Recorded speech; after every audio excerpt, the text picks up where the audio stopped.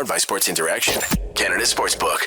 Hello, everybody, and welcome to SDPN's Pride Special for 2023. We've got a lot of great content planned for this year. We've got quite a few interesting topics to be going over. We are going to be discussing the importance of visibility for LGBTQ plus people in sports.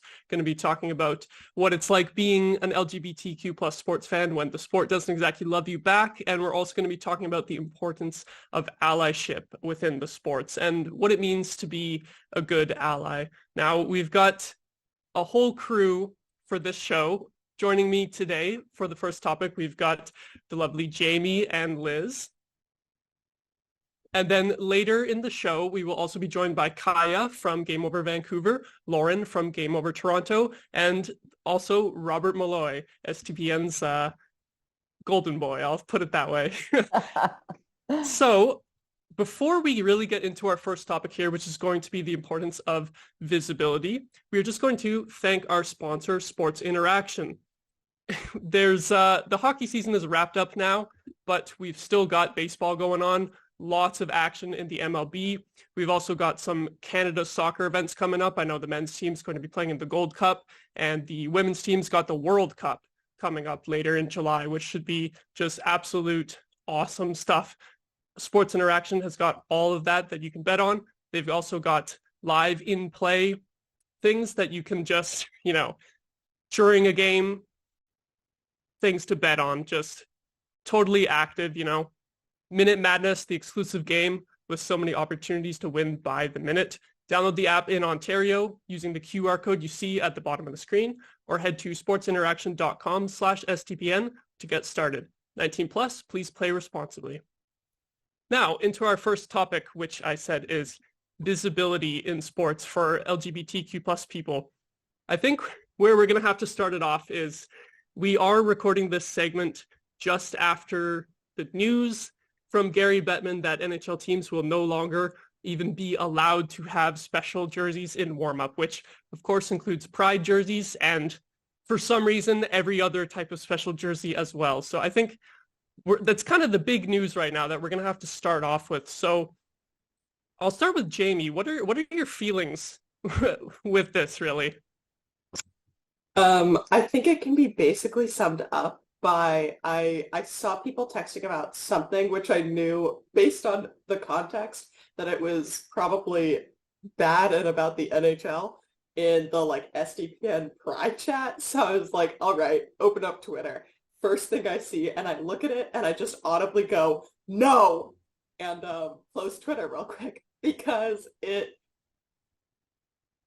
of all of the possible ways that the NHL could have dealt with homophobic, transphobic players refusing to wear a jersey, this is, I think, among the worst ways. I won't say it's the worst, because the NHL continues to disappoint far beyond what I could ever possibly dream, but it certainly feels like it's one of the worst ways that they could deal with it, because you're taking away something that, it essentially boils down to, I saw on Twitter, this is not my original thought, but we'll take your money, but we don't want you. You can pay for it. You can buy things related to the Pride Nights or any other night, but you aren't actually welcome in the arena, and we don't really want you to feel welcome in the sport. And it just feels very emblematic. It's a really terrible way to end off a year with a lot of roughness surrounding Pride Nights already.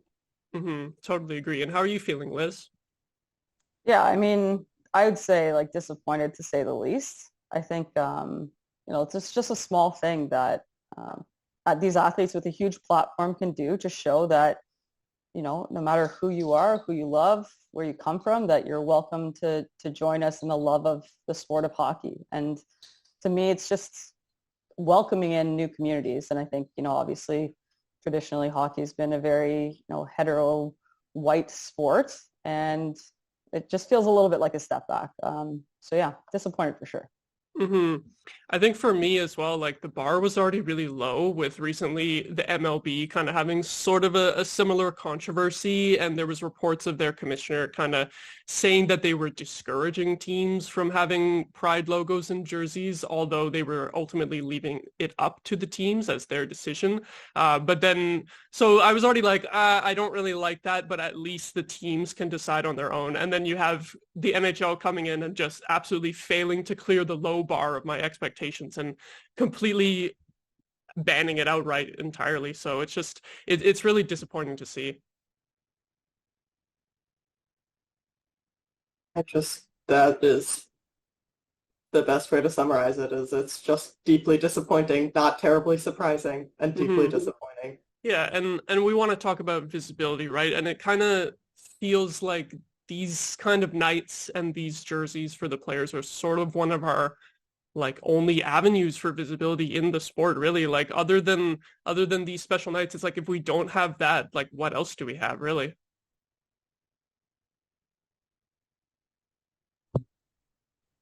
I mean, for me, it sort of feels like any moments of like visibility that I have ever engaged with in the sport have either been in women's hockey, heck yeah, or in the sport world broadly, like the US women's national team, like folks on that team. I have not, it definitely takes away any avenue. And luckily there's so many people in the sport still, namely like all of the queer people in women's hockey broadly, all of the people who keep marrying each other. It's glorious. And we just saw, an engagement like a week or two ago. So there's still places where I think I would tell a newer hockey fan, like there are places and people and communities in the sport that do really matter. And that does not change the fact that you can be incredibly disappointed by the NHL and the biggest league in men's hockey being a complete disappointment at every turn. Very true that at least despite the biggest leagues having issues, there are at least, the women's leagues that are working and doing a better job of being inclusive in that. But yeah, like you said, it's tough you probably feel like those leagues are kind of shouldering all the responsibility, like you said, because it's like getting no support from the biggest and most popular leagues is just totally rough. And when we don't have that support from the big leagues, it also kind of feels like coming down to us as individuals. Like I feel now that I'm doing this sports stuff online, I feel like almost a bit of a responsibility myself to just kind of continue to be visible, especially like with all this other stuff that is kind of having us lose visibility. Like I feel like I need to just show people that we are here and we're not going away from sports, really. I don't know if you guys feel kind of similar. You're not as publicly facing as me, maybe not. I'm streaming all the time during the season, but maybe a similar sentiment from y'all. Yeah, I mean, I definitely feel that. And growing up as a young hockey player, we see women's sports as being very inclusive, but like there was a weird sort of thing growing up, like being a young athletic tomboy, and everyone assumes that you're going to be gay, and then there's like internal dialogue that, oh, I can't be what everyone thinks I am. And so that was like resistance, like in my coming out process, and it's different for everybody, of course, but certainly having gone through that, being a young athlete and looking for people that I thought looked like me, that could experience life like me, or that I could experience life like them. Yeah, like now that I'm on the other side, I mean, I pretend I'm a grown up. I know that there are kids watching, and not even just kids. I mean, fans watching, other athletes who are like, they need that strong role model to say, this is who I am. I'm proud of who I am. There's nothing wrong with it. And yeah, it's interesting. I mean, I have hope for where sports is going, but it certainly seems like we take a couple steps forward and one step back. It's a slow progress, right? Yeah, and I'm definitely the, most DL in terms of my public appearance out of the three of us. And so for me, it sort of feels like every Pride Month, basically, I can choose to talk about it or I can choose not to. And it has always been my choice, like last year going on the Steve Dangle podcast, the SDP, and then this year doing this, it has always been my choice. But uh, I, what mattered most to me, actually, I think in the sports world, because I was sort of like an after school kind of sports person. I never was truly involved in sports as a kid. Um, but as I started becoming more of a fan of hockey and especially joining like the online community on Twitter, which feels like calling it a community is a little strong sometimes, but truly, I managed to show up on the sort of queer, cool side of hockey Twitter pretty early on, which definitely helped me in just becoming a fan of the sport before I ever interacted with it in any sort of like working environment. Was just seeing like other people who I followed because I respected them first, like for the job that they were doing, for the things that they were saying around the sport. And then they would be like, oh, like, this is my partner or something, like, yay, 1 year. And I'm like, oh my gosh, they're queer. Like, this is great. And being able to just see that was really encouraging. Starting out, and then after last year, like so many people reached out to me to just say like it was so affirming to be able to see that, and so it matters to me to keep showing up in like the sports world and that whole dialect when I can dialogue, there we go, when I can, because I felt the good effects of that, and it's so lovely hearing that other people are able to feel that now too. We focus on the people who have the dissenting opinions, but no one really thinks about the players who this actually really matters to them, and they want to go out there in support of Pride and wear the jersey. So I like that you made that point, because I feel like that's something that gets glossed over pretty frequently. And like even for me, just as a fan, like I can't remember exactly when Pride Nights started being really popular, but I feel like when I was a kid watching growing up, like I'm pretty sure they weren't around until more recently. And it's like,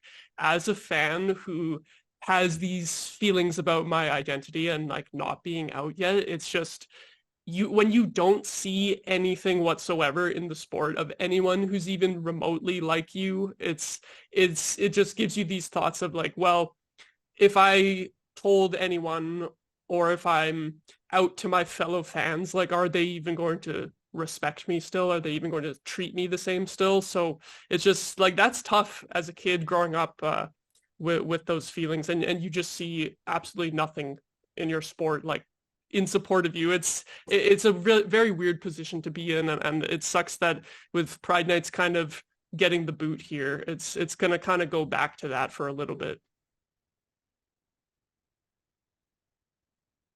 I think it's sort of, there's totally an extra like level of stress on being a trailblazer in any regard. And so many of the people who I looked up to as a young queer person and I relied on were those trailblazers. And there's no easy way to like do that, but it's the kids who rely on that, the people who rely on that, like it changes everything, really everything, to be able to look up to someone else. And so to not have that is like terrifying. Mm-hmm. Yeah, I remember like when Brian Burke marched in the Toronto Pride Parade back when he was with the Toronto Maple Leafs. I remember that being such a significant thing because, I mean, it's the Maple Leafs. They're like arguably the largest sports team in, certainly Southern Ontario at the time, especially because it was before the Raptors kind of like took off and the Jays were, middle of the pack team. So, and there was Brian Burke marching in the Pride Parade, openly supporting his, gay son. And it was just like, okay, like, this is a guy who runs an NHL organization and he's out here saying, yeah, this is, I love my son. I'm proud of him. I love who he loves.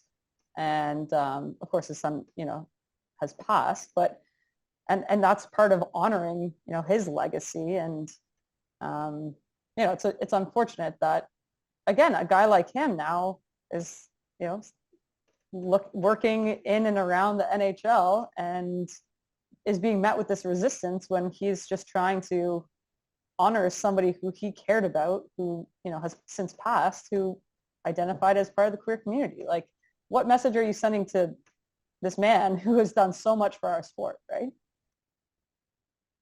Hockey overall already feels like it's like 10 years behind any other sport in this regard. And so it's to be going backwards already, you're like late to the party and you're going backwards. Like, you know, for me, I mentioned the US sort of women's national team in 2015, I think, in soccer that was like winning, and you had really openly out queer players, and that iconic photo of Abby Wambach running off to the side to like kiss her partner, and just things like that, which like matter so much to be able to see. And like hockey has none of that in the men's side from the NHL, and now it has even less. Like it feels disrespectful to the people who've worked so hard in the last 5-10 years to go backwards like that in a sport that has so little already. Yeah, Like, exactly. Like we just had like crumbs, and now those have already been swept away too. But I guess moving forward, do either of you have any thoughts in kind of in terms of kind of where do we go from here? Like, I don't know, like I'm not necessarily saying you gotta have a super positive outlook or anything necessarily, but like, because I really don't know where we go from here, if what the outlook is going to be. Yeah, I mean, that's as I'm sure, you know, listeners, perhaps yourselves know, like we've been really busy at the PWHPA, and we're trying to, you know, launch this new league. And as I kind of mentioned earlier, that comes with a lot of weight, because certainly in the hockey space, we feel the pressure to carry, you know, what our sport is going to look like moving forward. And it's our duty to represent our community, you know, fairly and proudly. Sports is such a gift to be a part of, whether you're playing or watching. You know, the best lessons I've learned in life, you know, how to be a good family member, how to be a good partner, how to be supportive of my coworkers. This, like, all of it came from sports. And so to deny anybody the right to learn the way that, you know, sports has touched me, I think is just a huge disservice to society and to the world and to our future generations. So, and it's not sports for everybody. I mean, it was sports for me. It may be, you know, art or engineering or whatever floats your boat kind of thing. But for me, it was sports. And I think that it has the potential to reach and to touch a lot of lives. So kind of that's a responsibility that I feel, at least. And I know, you know, my voice thankfully is heard at the level that I operate. And so I am hopeful. I mean, I think if anybody's going to do it, it's going to be, you know, women's hockey. You know, to Jami's point, I think that's an opportunity that we have ahead of us, and just to not let that slip away. yeah, I sort of that the potential of that is so exciting to me, and I also feel deeply sad that it is all down to the women's leagues to have to deal with this, like, you know. And I think we see some examples. If the organization won't do it, like, it's a moment for players within the NHL to step up. Not that, you know, any of them will listen to me, but I do not relate to that whole being heard in the sphere you work in SDPNA, don't worry. But either way, you know, I can think of players where, even without knowing, like, I don't know whether these players have a queer person in their lives in any way, but there are players where I'm like, solid person who like consistently shows up in the ways that it matters and also in the ways that it doesn't, you know. Garnet Hathaway is like the type of person where I feel like a lot of people are just like solid vibes from that man, and he shows up at like events and things that matter, or things that don't matter, like Austin Matthews. If some like sporting company puts out some pride version of something, he's wearing it. Like, he has rainbow shoes, rainbow socks, rainbow like everything. And it's those things that like don't matter also, but also really do matter, to just be like, I don't know if someone in his life is queer. I literally have no clue. He's never spoken about it, but it just quietly shows up, and I can respect that too.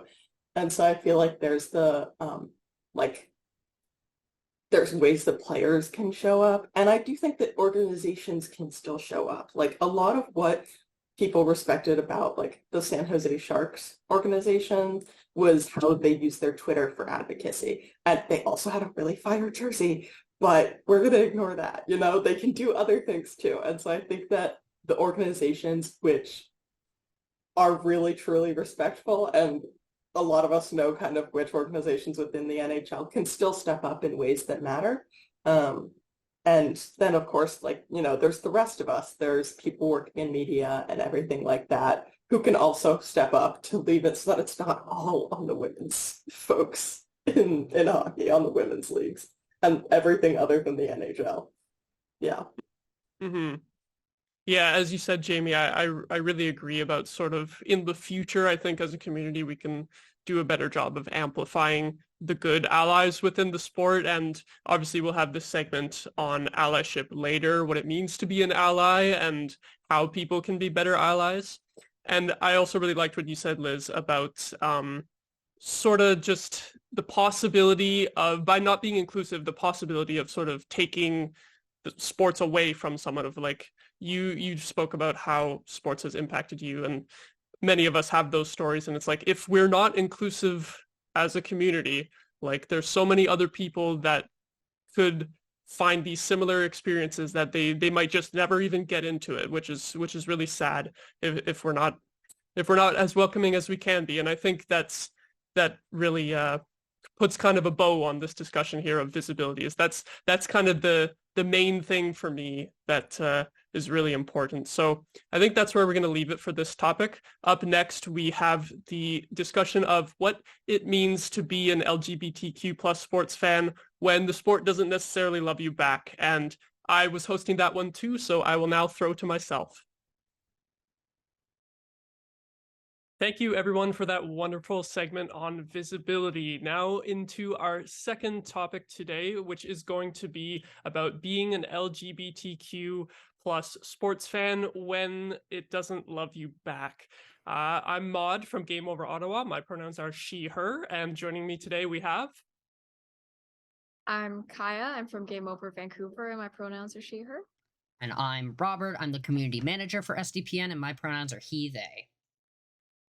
So this should be a pretty interesting topic here. We've got a lot of things that we're looking to go over, and where I really want to start us off is sort of the idea that this isn't really a new situation for 2023. It's kind of always been hard to be an LGBTQ sports fan, like ever since it's been a thing, right? Like we see things kind of like escalating in certain ways that we'll get into here this year, but as both of you can chime in on, I'm sure it's always been rough.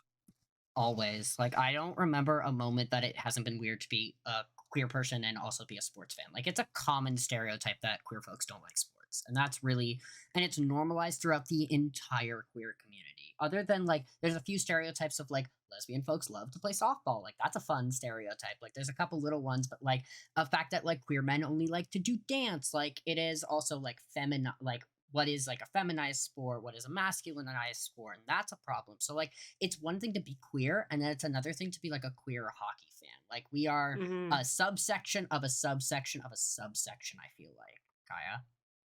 Yeah, I'd say the same thing. Like I'm an MLS fan, and I went to a Whitecaps game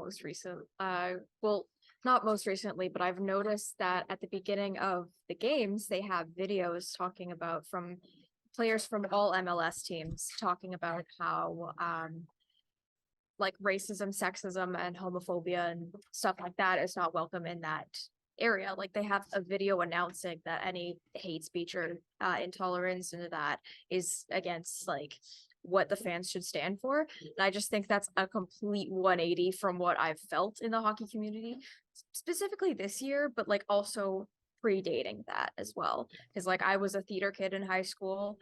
Of course, I wasn't supposed to like sports. I wasn't supposed to like hockey.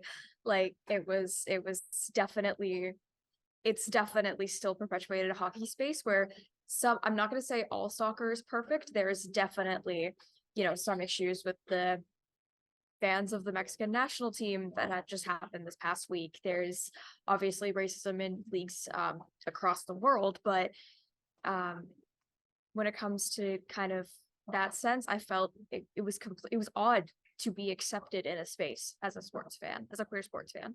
It's not great. Like it really like it feels like hockey is so far behind and is so hyper masculinized. Like it's hockey is behind like you could argue like all like sports spaces are not like built in a way like to like promoting the safety of its fans. Like you see it in like rowdy crowds at sporting events. Like that happens and that's normal and we see videos going viral of it. Like it's normalized. But it definitely doesn't feel like super duper space to be openly queer and be going to a sports game, like going and that. And then we get into what happened this year with Pride Nights.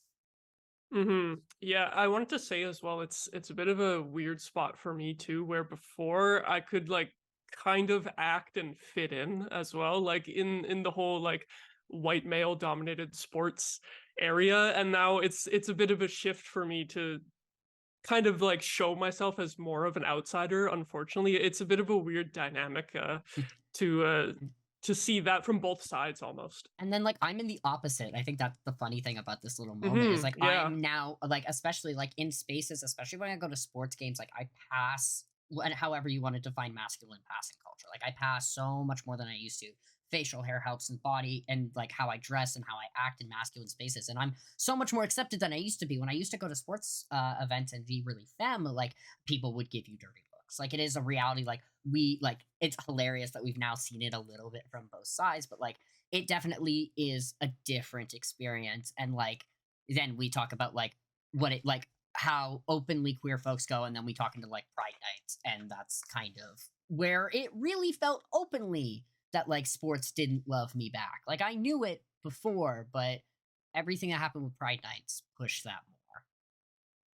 Yeah, I guess we might as well get into that right now with the whole Pride Night thing. Like you said about how it you already knew, but it's sort of it made everything feel bigger, and it's kind of like not not everyone, because obviously this is a controversial thing, but like way more people are kind of seeing what you're seeing in terms of this being just so much more of a publicized issue than it would be for just us personally experiencing it. Like everyone is seeing what's happening now.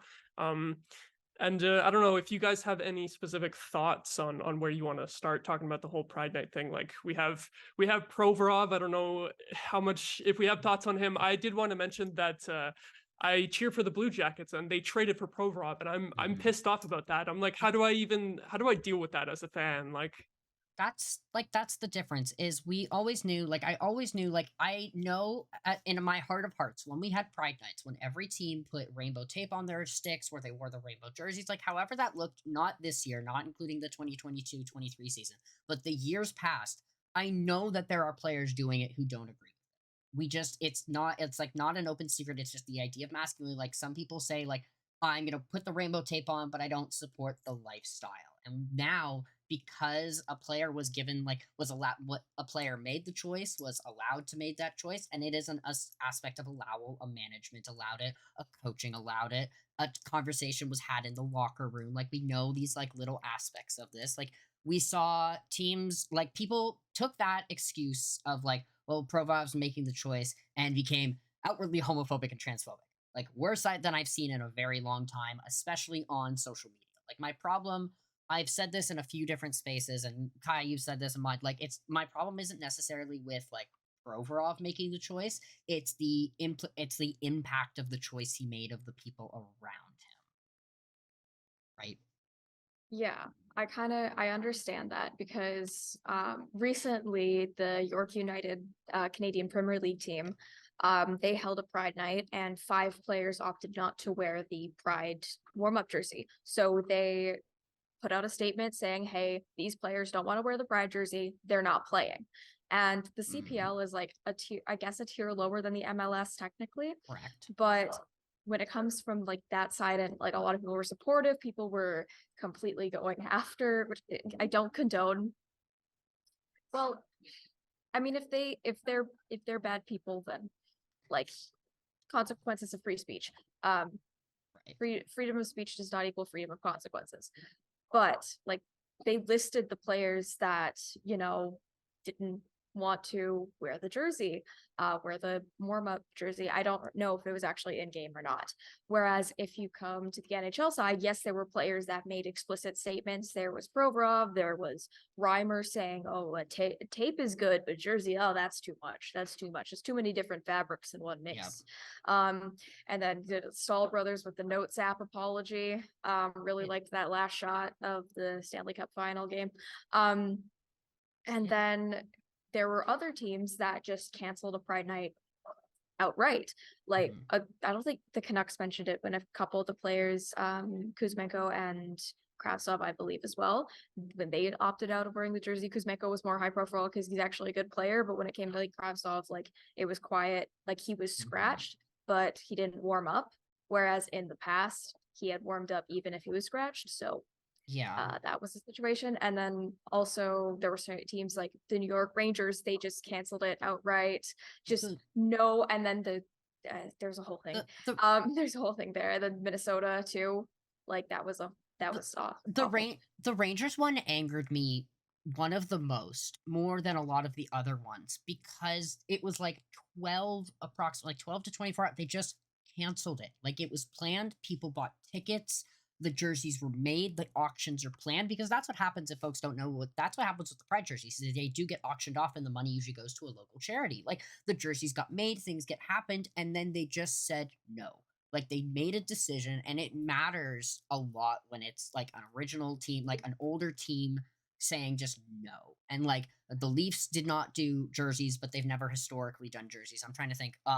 A few other teams, like it's less weird when a team has never done jerseys and didn't do jerseys this year. But if you've done jerseys in the past, like the Rangers have, like like these jerseys that were done in the past and then just like canceled outright. And like that's not like I went to the Leafs Pride game. It was a beautiful thing. They had rainbow tape. They had drag shows in the middle. Like I felt really nice to go as an LGBT fan, and to just have it just canceled. That's the solution we're going with. Like fear of backlash. We saw this in the Target Pride collection for this year for 20. They just made a decision to like remove half of the items that were trans positive. Almost all of the items that were trans. So that's fun. Like it. And then we sit here and the two of you cover hockey teams like we talk about for Game Over. And I work in hockey. Like I work in sports and I love my job working in sports. But I don't feel like sports wants me always to hang around. Right? Yeah, sometimes it kind of just feels like I'm here whether or not people want it to happen, you know, and it's just it's tough like that. And you know, you brought up the Rangers. The thing that gets me with that is how you mentioned all of the charity stuff from auctioning off the jerseys. It's like, yeah, they didn't just make the decision to get rid of, you know, the virtue signal of the Pride jerseys, if people like to call it. They also did not do that charity stuff, and it's like I'm not 100. I will say I'm not 100% if the jerseys never got auctioned off, because sometimes jerseys get made and then get auctioned off. You can like they get made at the beginning of the year situation, so sometimes they do. But like it's still the fact that like this was made, the promise was made to do the warm-up jerseys, and then it just disappears. That argument still stands. Yeah, and this kind of thing can lead to more teams not even doing jerseys at all in the future. And like, even if the Rangers had those jerseys made and did auction them off, do you think they're going to make the jerseys next year? Do you think they're even going to bother? And then, so it's not just about like making us feel good, but it's also about like those charity donations are like some actual tangible, like good work that these organizations can do in the community. And like that's at risk with all of this. What's next year? That's my big question right now. What's next year? I'm scared. I'm scared, really. I think that's the big thing is like people like, and that's the thing is like, we can say it's fear and people will be like, oh, like, do you really not feel accepted in hockey if you don't have your Pride jerseys? It's complicated. Yes and no. Like, I don't expect my sport. Like, I don't like, it's hard to be like, I have an expectation for a player to make me feel welcomed at a game, but also this will influence if I buy tickets to a game. It will influence if I wear merch proudly of a team. Like, it's complicated. And I think that's what every LGBT person I've spoken to who's like a queer fan, it's complicated. Mm-hmm.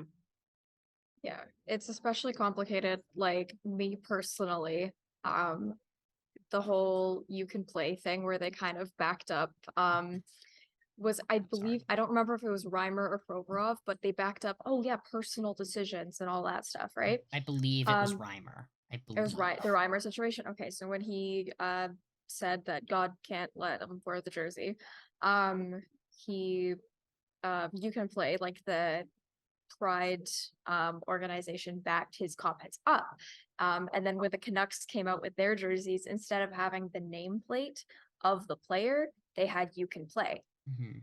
Instead of like Besser, Beauvillier, any of that, they had you can play, which I feel like kind of people were like, oh, maybe it brings out some attention from like that one player so they don't have their name on the Pride jersey, but that just makes it feel worse. And so I have from the previous year, I have a hoodie with the Canucks Pride logo, but this year I only got the hat because it just, well, I do think it is a beautiful logo. I do think it left a sour taste in my mouth for how it was done this year. And the Canucks do a phenomenal job with their theme nights.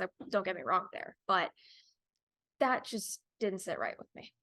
Yeah, it's the real like this is just it's all like yeah, it's jersey sales. It's are you am I gonna buy the merch next year? Like it matters to me. Like I could sit here and name a bunch of the teams that all participated. And I care, I like have a lot of love and respect. Like I know like the one that surprised me the most of like full participation in a sport that like did feel like a little bit of a love was Calgary.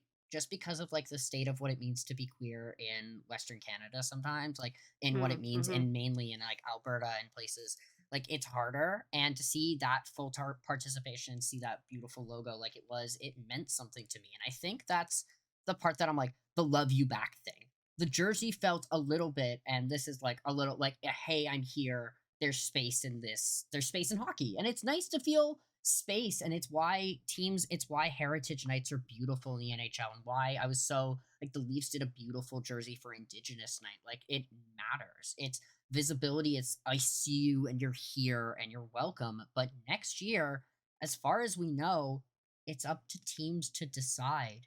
And how much faith do all three of us, do any of us participating, how much faith do we have in the National Hockey League? Yep, big fat zeros. Big fat zeros. Zero. I have no faith. I have no faith in this league, if you can even call it that. But it's honestly appalling how they've gone through this, because they're so behind in their thinking in the NHL. Like Gary Bettman got here 30 years ago, and that's when the development stopped. You can talk about the salary cap all you want. We have not progressed past anything since 1993.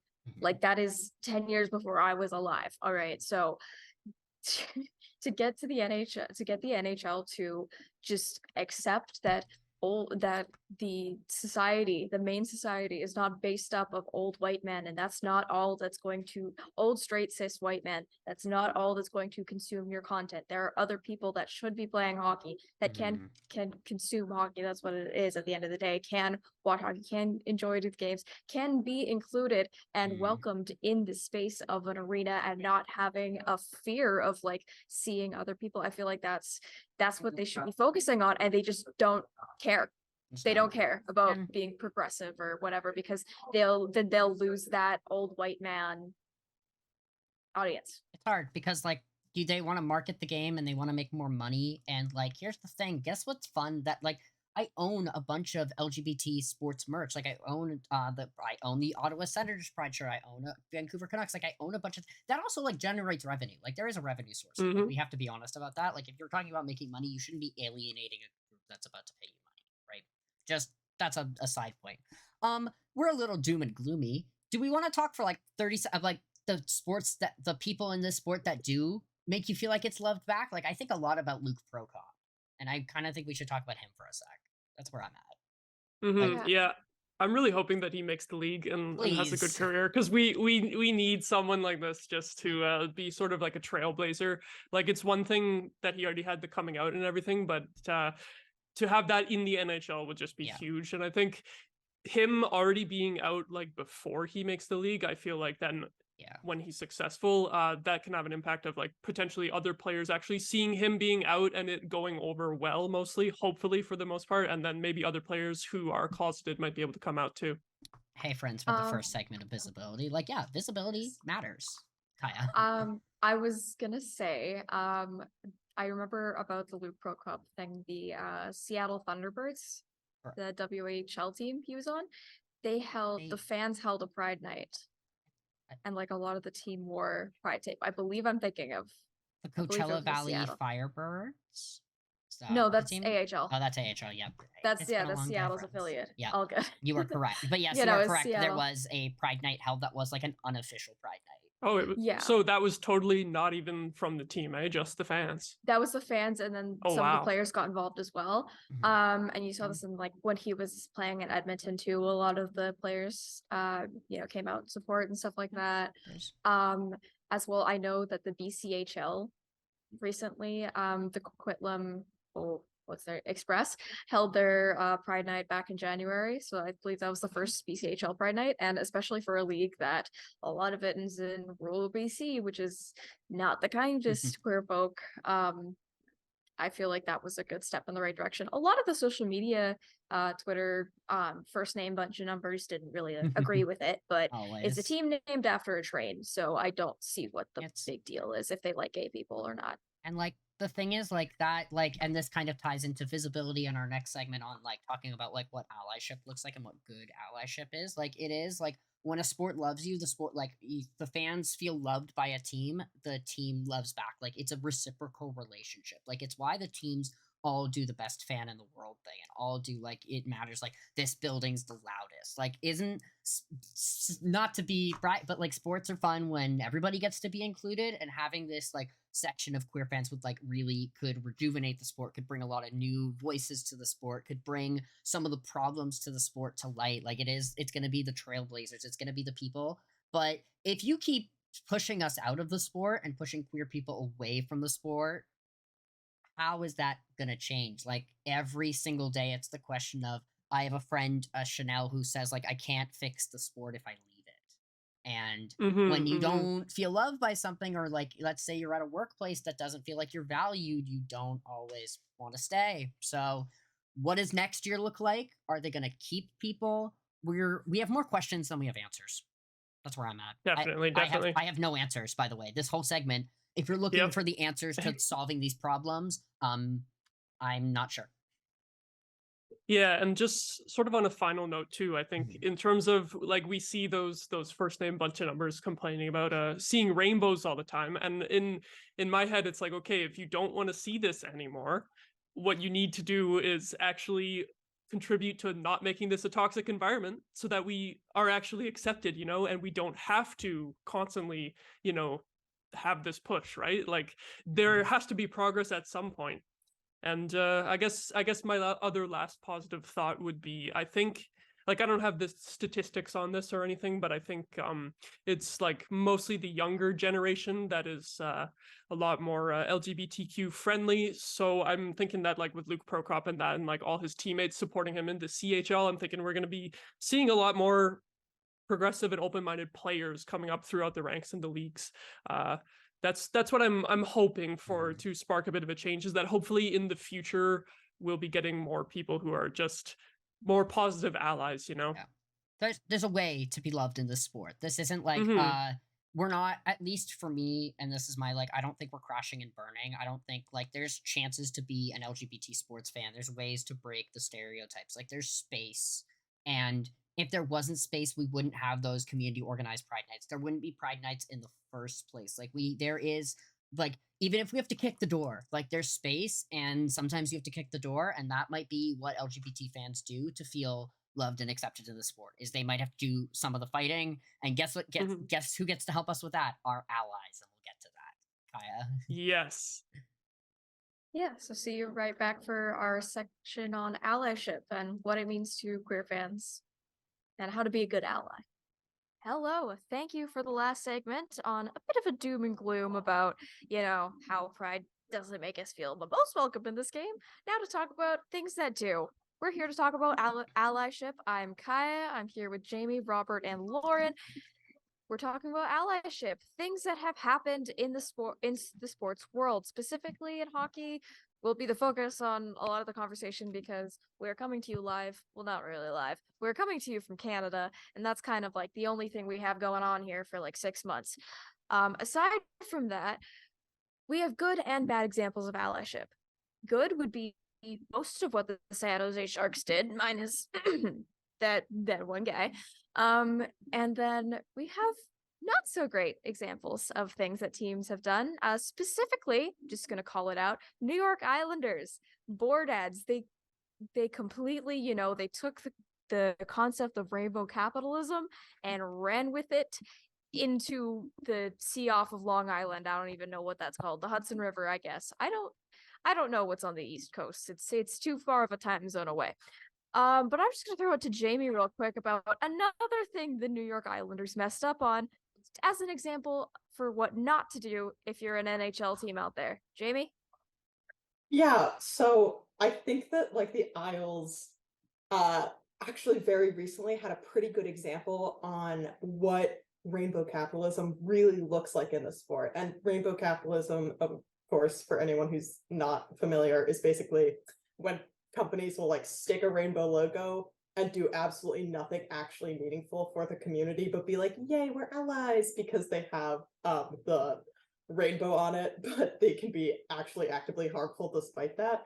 And so the Isles just last week, I think, in this June, this Pride Month, decided to hold a t-shirt design competition where they were soliciting queer artists to design a t-shirt for them that they would then sell, but they were not going to pay the artist. And they actually only said part of the proceeds would be donated. So not only do they want to like not pay a queer artist to do work for them, and they also want to profit from it and not give that artist any credit. And they're just hiding it under like, wow, this great opportunity, you could win this competition. And it was really disgusting and very emblematic of what I think a lot of rainbow capitalism in the hockey world looks like.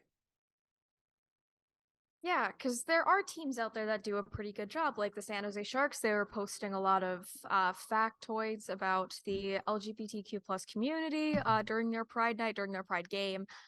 As well, there are certain other teams that, while some players may refuse to wear the very beautiful jerseys that are made, if they are made, they do still like donate proceeds for like charity auctions and stuff like that to certain organizations, usually like local charities, depending on what the night is for, but usually it's queer artists, queer charities. A lot of the teams do a good job. Some of them less of a good job. And this is across the whole sports world. I know for a fact that the Vancouver Whitecaps of the MLS are holding their 10th annual Pride Night soon. So it's good for them. Good for them. I'm gonna be cheering on in stands there. But when it comes to other sports, I know for example, the MLB just had a recent bit of a controversy. Lauren, do you want to speak about that a little bit? Yeah, there's divisiveness on each side of the line, right? There are lots of teams that do lots of really good things like we've been talking about, and then there's teams that flip flop like the LA Dodgers, and then you have the opposite of that, where for like the Toronto Blue Jays, for example, who are very, very out and proud and very supportive and have been for many years before a lot of rainbow capitalism was a thing, and they do things every single year for Pride. I have my Pride Jays hat with the skyline on it. This year they were doing a Blue Jays jersey with like the Progress Pride flag cape on the back. So, just the antithesis of being an ally in the LA Dodgers, and then a good example of being an ally in the Toronto Blue Jays. And now, to be fair, as we all saw, there's still lots of room to grow for all of these teams, regardless of how well they do things. There are always things that can be done a little bit better. And while maybe it wasn't as glorious as we all hoped it was, the Jays do make a big statement in assigning Anthony Bass for assignment down in Florida, and he's no longer a Blue Jay after making some very homophobic and anti-trans sentiments loudly on his own social media. And while he has an opportunity and was given multiple opportunities to learn and to make progress and to show that, you know, people can change, he sort of spat in the face of that opportunity and squandered it, and basically came out and said, well, I understand some people don't like my opinion, but I'm not going to change it, which unfortunately is how some people in this world are going to be, right? And that's, I think, an important thing for allyship, is that while we understand that lots of people are capable of change, there's some people that are never going to want to change. And I think being an ally is learning how to dance on that tightrope, so to speak, because while we don't want to exclude anybody, you know, we also, it's important as a queer community that we come to understand that there's going to be people that don't want to ever see our side of it and just want to be right for the sake of being right and just want to fight for the sake of being heard. And it's not a conversation with some people, but I think the other side of that is that there are people that do have open hearts and that maybe do have these cracks in the armor of what they think is this perfect ideal thing, and why gay people are wrong, or why trans people shouldn't have rights, or all these other things that, you know, as a community we don't agree with. But, you know, as people, it's the hard thing is breaking down those barriers and working through, and maybe even though it might take a long time, trying to break through and trying to change the hearts of people that are changeable and that are able to, you know, there are people that can respect the pronouns and names of Pokemon that evolve, but they can't do it for people, right? That's what it comes down to. There are people that can respect every evolution of Eevee, but there are only two genders of humans. And, you know, it's about learning the balance of when to fight for your rights and when to understand that, you know, there's lots of work that needs to be done. And if people don't want to change, they won't. But that there are lots of people that maybe think that they can't change, that just haven't talked to enough people in the community, or maybe they've never actually met a queer person, right? Like, I was 18 and I knew what, like 3 queer people in my whole hometown. So, you know, sometimes it's just about getting out there, and that's, I think that's why allyship is important, because you don't know who you're going to reach, and you don't know what queer kids might be watching, and the positive difference that that can make. Yeah, so a bit on that. Yes, there are people that are have open hearts to learning about, you know, queer topics, queer people, queer culture, basically anything to, you know, make us not feel like outsiders 99% of the time. I just want to say a little quick thing about that, because there are a lot of controversies, I guess, in politics right now and online, where it's like, it seems like it's this loud group of people that are just very anti-trans, anti-gay, anti woke, and that whole group. And it kind of what Lauren was saying about how there is a lot of people with open hearts, that is just like a really, really loud minority, not to use their own quotes against them, but, you know, the fringe minority thing. Like, Justin Trudeau was kind of right about that. Like, they're not like the main society of people. They're just a very loud group of people who think that Joe Rogan is a god. Now, while we talk about the doom and gloom, Robert and I covered this a bit in the last segment. I just want to throw it to him about what it's like. What are some examples of good allyship you've seen throughout, you know, your time in sports? A big thing with like talking about really good allyship, and there's lots of different forms of good allyship, just as an aside. Allyship isn't just what you do in June, it's a constant situation. It's like queer folks do not just like poof magically disappear on June 30th. I remember a thing I used to do in Toronto. I used to go at the end of the Pride Parade and watch as TD Bank would take their rainbow down off like one of their signs. Like, you would watch the rainbow strip away from the city, and I know that happens everywhere. And it becomes, what are you doing on July 1st? And I think that's really important. Is like, we don't actually see a lot of like teams seeing like what happens after June 30th, like what happens next. But there are good allyship. Like, we talked about the San Jose Sharks. I really liked, I went to Toronto, the Toronto Maple Leafs Pride game this year, and that was really nicely done. There were drag queens and there were lots of shows. So there is lots of good allyship. And the way like the allyship is going to get better is like queer folks are going to lead the charge of like how change is going to look, but allies are the ones who are meant to be uplifting those voices. Like, that's the thing I really want in allyship. And like, I'm not expecting that perfection, but I'm expecting you to show up and to listen and to learn and to act. And like, we're going to make mistakes, and we're going to talk a little bit more about like what mistakes look like, and a few other folks had some thoughts on it. But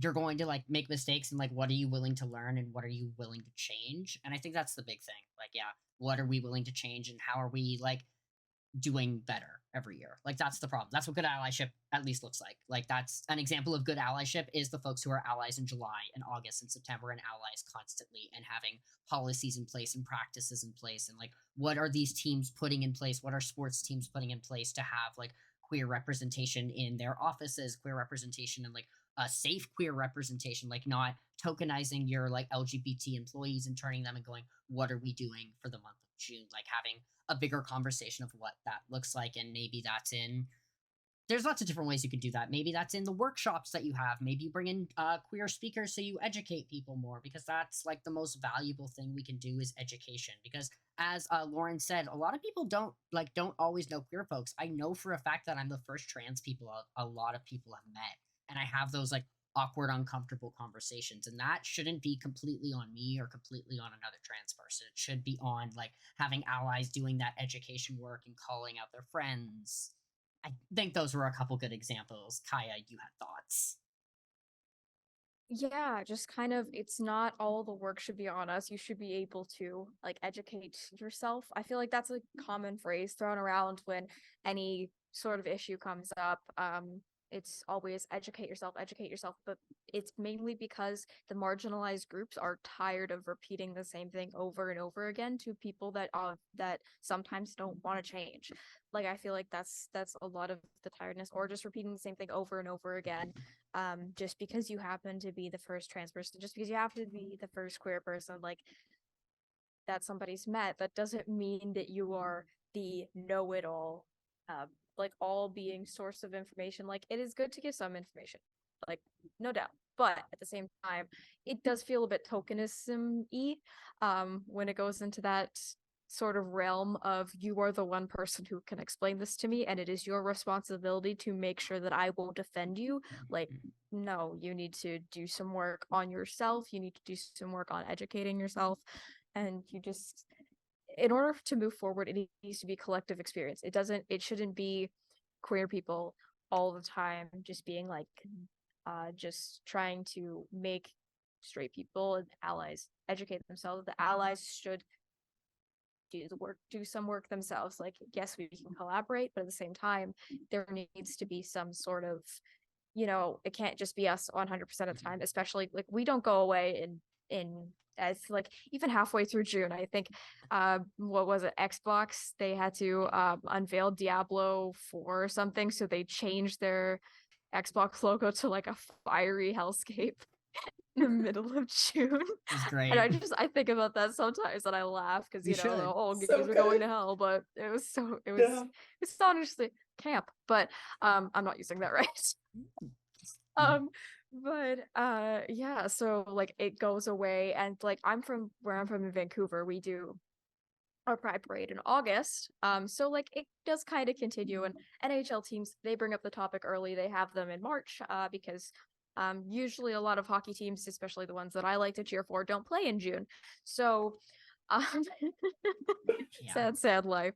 But yeah, when it comes to that kind of realm of things, yeah, you need to care more than 30 days of the year. June isn't even one of those months that goes 31 days. It's 30 days of your life, plus, the 335 other days. You should, acknowledge that queer people matter. We're here. We matter. Okay? Like, we're not going away. We're not leaving. You need to, a lot of the conversation, I feel like I'm rambling, but a lot of conversation is like, I feel like it's forced on me. I'm just like, I didn't know gay people existed until I got to high school. And like, I'm not saying that that's an anomaly, but I'm from like a younger generation now. That's like more and more people are coming out. So like, I was so used to seeing a lot of straight representation, and that was thrown upon me. So now I have this compulsory thing of just like, I'm doing something wrong, but at the same time, just because I like women doesn't mean I'm doing something wrong, I just, there's a lot that happens in this league, and I feel like, Rob, do you want to throw back with some bad examples as well of allyship, specifically in sports, but like just in general? Because There's a lot of teams that don't do a great job, but I think the could do reality, better. yeah, I think the reality is people make mistakes, and I know Jamie had a point on like talking about like what that means, like when somebody like we can talk about like the reality of talking about allyship Yeah. as we kind of go into the conversation of mistakes. Jamie, go. Yeah. I wanted to say I have felt and seen um people be so much more insulting while using all the right words and like never they're like, I never say a slur. Like, yeah, I think gay people are fine and things like that. But they can still be incredibly insulting and belittling. And I find that so much more disrespectful than somebody who is like they're so clearly trying, their heart is so clearly in the right place, and they just they don't have the vocabulary or the experience to be able to approach a conversation properly. And so I find that you get so much more insulted by the people who think they can do no wrong and approach from that point and with the intention of appearing proper, but not with the intention of being a good person to the people around you, a good, kind, empathetic, understanding person who's helpful to the people around you.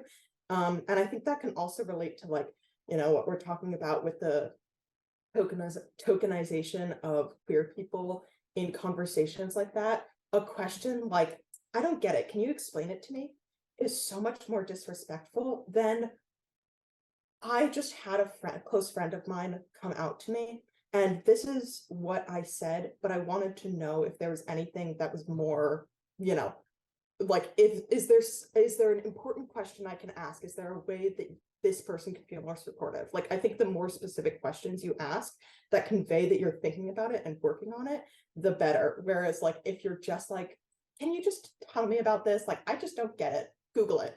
Google it. Like the first Google. basic questions, the big ideas, Google's your friend. And then I know personally, like I have also benefited because I talked about this sort of last year when I was on the Steve Dangle podcast to talk about it, but my relationship with queerness is very strange, not very direct in many ways. And so I thought of myself as just a really enthusiastic ally for a little while in my like young teens. And so there were people who had to be there for me in that way too, where I like started out and then I was like, wait a second here, something's not right. But like I've been on both sides of that basically. And so I can say that like I love answering questions when they come from a good place. But people can be so belittling while thinking they're being like accepting or tolerant. Yeah. And it really matters how you approach it. And we can tell. We really can tell. You fully can tell. You can always tell when someone, the reality is, I think that's what like people always get scared to talk, like to like be like, I don't want to say, like, I can tell when someone is trying to bother me and trying to strawman argument or trying to like poke the holes in my identity. Like, when did you know? How are you sure? Are you this? I know you're looking for my strand of doubt. And I'm like, I've done this for long enough. I can usually tell when like someone's coming from a good place. And like the reality is we all have such different coming out experiences, such different queer lived experiences. So not one answer is right. And that's the other thing with allyship is you have to be willing to be wrong. And allyship for one person looks different than allyship for another. Some folks just want allyship as like donating to queer funds, uplifting those voices. And some people want you to come in the trenches with us and stand at pride parades and stand and push and be like, you need this. Because like, let's say I'm working at a company and I need like gender neutral bathrooms. If my one trans person is asking for gender neutral bathrooms, they might not listen to me as much as I have a bunch of allies at work saying, hey, this is a valuable resource. And I think, Lauren, maybe you want to talk a little bit more about this, but like you need like the voices, like one, there's many of us, like we need the help that we can get. Right? So absolutely. And more to your point, so I actually just got promoted about 6 months ago, and I'm the only person that's queer at my head office of the company that I work at. Right. So like they brought me in for a meeting and they're like, just so you know, we gave everybody diversity training. And I was like, and it's funny because on the one hand, I was so flattered, right? Like, wow, they're really making an effort. And then it's very quickly like the carpet is sort of stolen out from under that moment. And it's like, it's 2022 now, because when I got there, it was 2022. It's 2022 now, and only now are you including any kind of diversity training for the people at head office. And it's funny because in the one moment it's like, wow, this is so great and we're getting progress, but then it hits the wall so quick of like, wow, you're so late on that, eh? and Really? again, like you said, Rob, like allyship looks different for everybody. And to be clear, like there are lots of people that can't be out allies and can't be loud allies because of their culture, because of where they live, because of their family, and they maybe can't stand up and be as loud and be as deep in the trenches, maybe as people that live in a super liberal Toronto of like, yeah, queer people, queer sidewalks, rainbow sidewalks, let's go. You can be so out here. But where my wife is from, like when we go visit her family, like we can't walk down the street holding hands because we get shot at because it's just not safe. Right. So it's important, while on the one hand, we're like, everybody needs to be better. I think it's important that we give people the grace and the space to, hopefully come and be at a place, and maybe the world progresses and people can be more out and loud and proud allies of the queer community without being part of the queer community. Right. Because, and Jami, you made a really good point about like, how some people's coming out story is different, and how no two people's story is the same. And Rob, you made a point about how not everybody is able to do the same things as everybody else, and that's all fine. But what everybody said, and everybody in this group has said, is that you're not going to be able to just ask the question once and have every single answer, because every answer for every person is going to be different. So it's about being a good ally, is about being able and being open to continually learn, and to continue to increase your vocabulary, and to continue to increase your education. Even if you're in the community and think there's nothing else that you could learn, there's always more to learn no matter what. And if we are expecting the straight community or the allied community to make progress, then I think it's only fair that we become lightning rods for that ourselves in the meantime. And hopefully that rubs off on them. And, the people around us and the people that aren't in the community that want to be those lightning rods of allyship feel comfortable with the amount of knowledge that we have and the amount of support that they have, and feel confident in their knowledge to be able to be that for people when they aren't in the community themselves, because it's not easy, right? I had a family member come to me recently and say, I know this person and they just came out to me and I don't know how to deal with it. How do I have the conversation? And while I was like, it's funny that I'm the only person that I was so flattered that they wanted to be better, that they were willing to learn, that they were willing to say, hey, I don't have all the answers, and I'm going to go to somebody that might have more.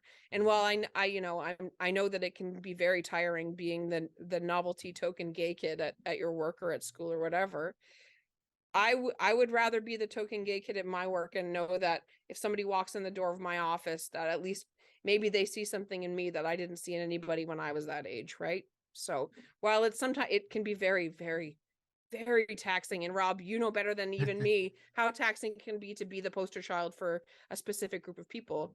But I think it's only fair that if people are willing to learn, that we be willing to answer the questions. It's getting better. And I don't know, the best time to plant a tree was 20 years ago. The second best time is now. That's kind of where we're at in all of this. And like, here's the answer, I think. And we said this in the last segment, and I'll throw it to Kaja. Like, all of this is complicated, right? There's no right answer. Allyship is a constant, it's a moving, and that's going to change. Like, trans folks have been evolving for the last like 10 years. Language has changed. Like, they, them pronouns are becoming commonized. Neo pronouns are common. Like, things change and learn, like, not, and that's the other, like, the human aspect of this, of like, yeah, we are learning and growing together. And the best part of allyship is like learning and growing together and making mistakes and learning together. Jami, do you have a last thought before we start wrapping?